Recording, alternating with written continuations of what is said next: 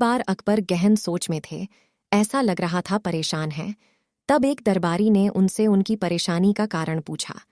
तब अकबर ने बताया, उनके बेटे सलीम को अंगूठा चूसने की एक गंभीर गलत आदत लग गई है। जैसे जैसे वे बड्ढे होते जा रहे हैं, इस आदत की वजह से हम सभी परेशान हैं, लेकिन शहजादे जिद्दी हैं और किसी की नहीं सुनते। तब उस दरबारी ने अकबर को एक संत के विषय में बताया। उसने कहा कि एक संत हैं, कहते हैं कि उनसे जो एक बार बात कर लेता है वो उनकी हर बात सुनता है और अपनी सारी बुराई त्याग देता है। उसकी बातें सुन अकबर को अपनी परेशानी का हल उस संत में दिखाई दिया और अकबर ने उस संत को दरबार में लाने का आदेश दे दिया। कुछ समय बाद संत को दरबार में बुलाया गया, उनका आदर सत्कार किया गया। तब संत ने लाने का कारण पूछा। अकबर ने उन्हें सलीम की अंगूठा चूसने की आदत के बारे में बताया और कुछ उपाय करने कहा। अकबर और सभी दरबारी टकटकी लगाए संत को देखने लगे कि वो क्या उपाय करता है, लेकिन संत कुछ देर सोचने के बाद बोला, उसे 1 हफ्ते का समय चाहिए, और ऐसा कहकर वो बिना सलीम से मिले चला गया। उस समय दरबार में महान बीरबल भी मौजूद थे। 1 हफ्ते बाद संत आया और उसने सबसे पहले सलीम को बुलाया और उससे बहुत देर बातें की और उन्हें खेल खेल में यह सिखाया कि अंगूठा चूसना सेहत के लिए हानिकारक है, इसलिए उन्हें ऐसा नहीं करना चाहिए। और सलीम को बात समझ आ गई और उन्होंने सबके बीच कभी अंगूठा न चूसने की कसम खाई। संत ने जो बातें सलीम को समझाई वो सभी आम बातें थीं। वो चाहता तो यह बात उसी दिन दरबार में कह सकता है, लेकिन उसने हफ्ते का समय लिया। यह बात अकबर और दरबारियों को हजम नहीं हुई और उन्होंने इसे दरबार की तौहीन माना और अकबर से संत को सजा देने की मांग कर डाली। अकबर भी दरबारियों की बात से सहमत थे और उन्होंने भी सजा देना तय किया।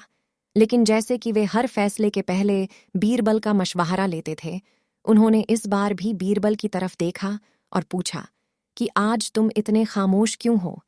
क्या तुम्हें नहीं लगता इस संत को सजा मिलनी चाहिए? तब बीरबल अपने अंदाज में खड़ीडाढ़ा होता है, दरबार के बीच जाकर कहता है कि जहां पनाह में बिल्कुल उल्टा सोच रहा हूं, इसलिए खामोश हूं। सभा में हल्ला मचने लगता है, सभी को आश्चर्य है कि उल्टा मतलब क्या।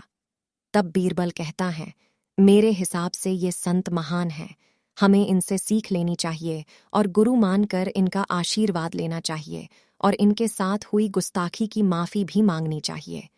यह सुनकर सभी को गुस्सा आ जाता है और दरबार में कोहराम मच जाता है। तब अकबर गुस्से में बीरबल से कहता है, गुस्ताख बीरबल, तुम हम सभी की तौहीन कर रहे हो कि हम इस संत से माफी मांगे। तब बीरबल कहता है, जहां पनाह गुस्ताख की नाफरमानी को माफ करे, लेकिन मेरे मुताबिक यही न्याय संगत है। अकबर कहता है, बीरबल अपनी बात को साबित करो। तब बीरबल बताता है, जिस दिन संत पहली बार दरबार आए थे और आप उनसे शहजादे की बात कर रहे थे, तब इनके हाथों में चुने की एक डिबिया थी जिससे निरंतर चुना निकाल कर वे खा रहे थे। लेकिन आज उनके हाथ में कोई डिबिया नहीं है, क्योंकि जब आप उनसे शहजादे की गलत आदत की बता कर रहे थे, तभी उन्हें अपनी गलत आदत का एहसास हुआ और उन्होंने 1 हफ्ते का समय खुद को सुधारने के लिए मांगा और अपने आप को सुधार कर उन्होंने आज सलीम को ज्ञान दिया। ऐसे लोग बहुत कम होते हैं जो पहले खुद की कमी को देखे और उसे सुधारे, इसलिए मेरे हिसाब से ये एक महान संत हैं। सभी को बात समझ आती है और सभी संत से माफी मांग उनसे आशीर्वाद लेते हैं।